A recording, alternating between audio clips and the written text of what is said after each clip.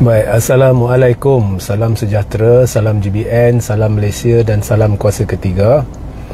Jadi jika audio jelas, bolehlah bantu memaklumkan kepada saya, ya. Hari ini tajuk kita menarik. Tajuk saya adalah fitnah terhadap Tun M, ya. Anwar terperangkap, ya.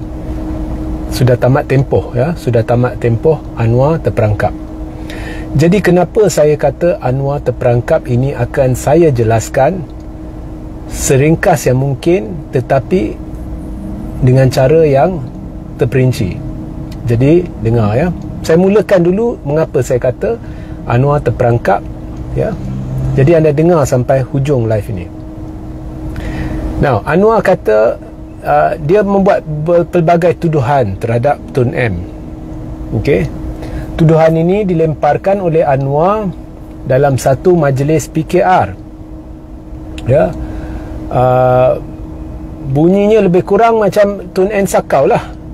Sakau duit, lepas itu dia bagi anak dia kaya dan sebagainya. Maknanya Tun M salah guna kedudukan, Tun M ni dah langgar undang-undang dan sebagainya. Okey. Itu Anwar yang kata. Okey. Jadi melibatkan anak-anak Tun, melibatkan Tun, dan Tun telah kemudian hantar satu surat tuntutan kepada Anwar menerusi peguam, meminta Anwar untuk menjelaskan dan menunjukkan bukti. Ya, dalam ucapan Tun pun Tun kata dia nak bukti. Dia beri 7 hari. Baik, pada awalnya saya nak tunggu 7 hari itu sebelum saya buat pendedahan ni. Tapi kemudian Anwar minta penangguhan sampai 17 April. Baiklah, hari ini 17 April. Ya. So, tempoh sudah tamat. Itu maksudnya dalam tajuk, tempoh sudah tamat. Tapi kenapa Anwar terperangkap? Okey, beginilah.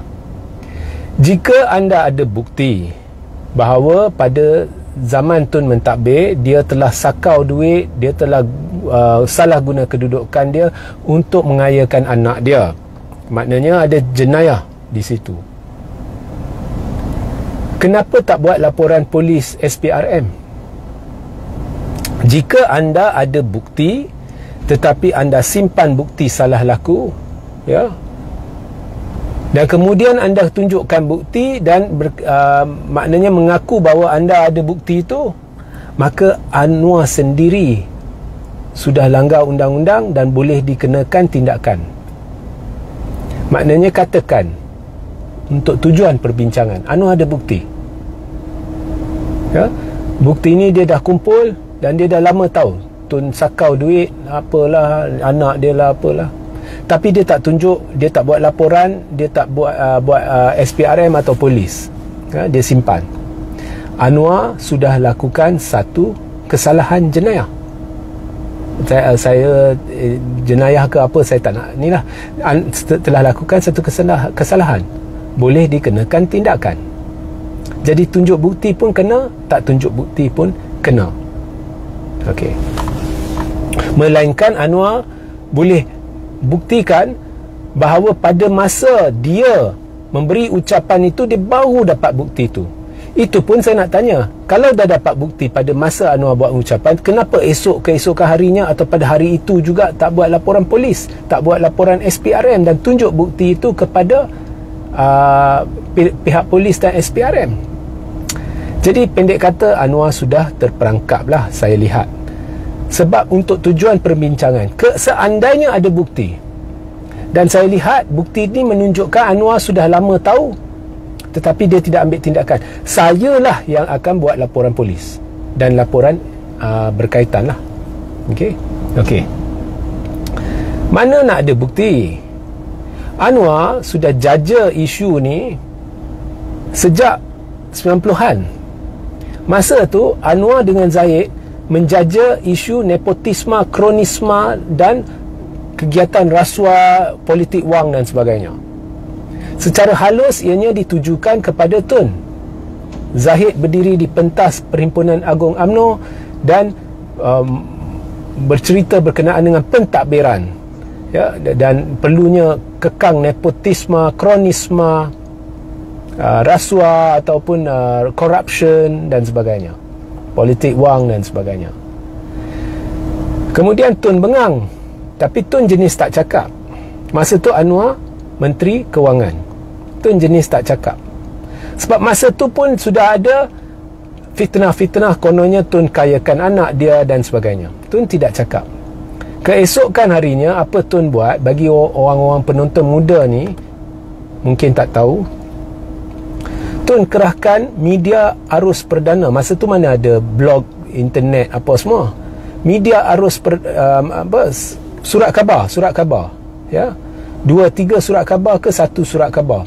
Dia kerahkan untuk cetak muka demi muka senarai penuh syarikat, perolehan saham dan mereka yang terbabit atau mereka yang dapat manfaat. Penuh, ya. Dia cetak, satu Malaysia boleh tengok. Ya, daripada cakap, ya, macam Anwar dengan Zaid tu cakap ya. Tun terbit je. Hitam putih ni, bukti hitam putih. Bukti ini bukti. Ya. Kemudian bila dah cetak, nampak satu Malaysia, nampak betapa banyaknya manfaat dari yang diperolehi oleh kroni-kroni Anwar Ibrahim. Ramai ahli keluarga Anwar Ibrahim, ya, dan juga Zaid Hamidi dapat manfaat. Daripada situ terbukti bahawa apa yang dijaja oleh Zaid dan Anwar ni semuanya untuk alih perhatian daripada kesalahan mereka ataupun daripada kepincangan mereka sendiri. Sebab secara teknikal apa yang Anwar lakukan tu tak salah, tetapi pokoknya yang mendapat manfaat terbanyak ialah kroni Anwar, ahli keluarga Anwar, Zaid dan sebagainya. Nama ada tersenarai. Lepas tu Anwar buat apa? Dia terduduk, dia terdiam. Dia tak boleh nak sangkal, dia tak boleh nak keluar nak kata itu senarai palsu. Tak ada. Sebab memang satu Malaysia tahu itu senarai sahih.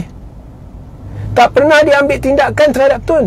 Anwar duduk dalam Kementerian Kewangan. Dia Menteri Kewangan.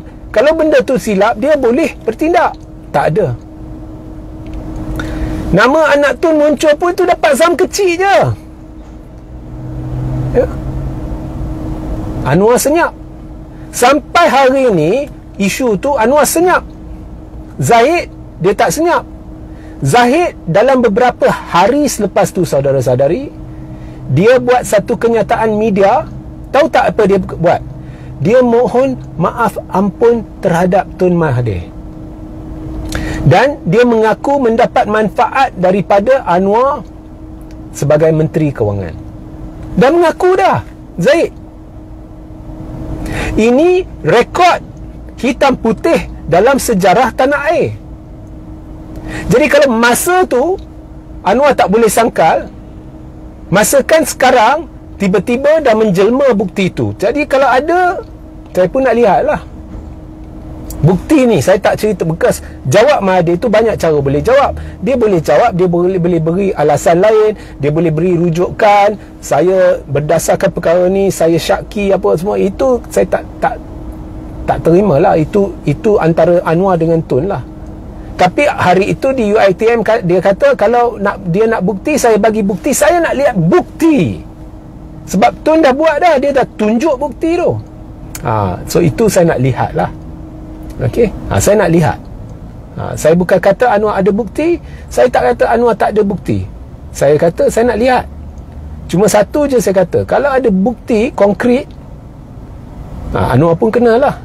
Mengapa tak ambil tindakan yang sewajarnya? So itu sajalah penjelasan saya. Sehingga kita berjumpa di lain masa. Assalamualaikum, salam sejahtera, salam GBN, salam Malaysia dan salam kuasa ketiga.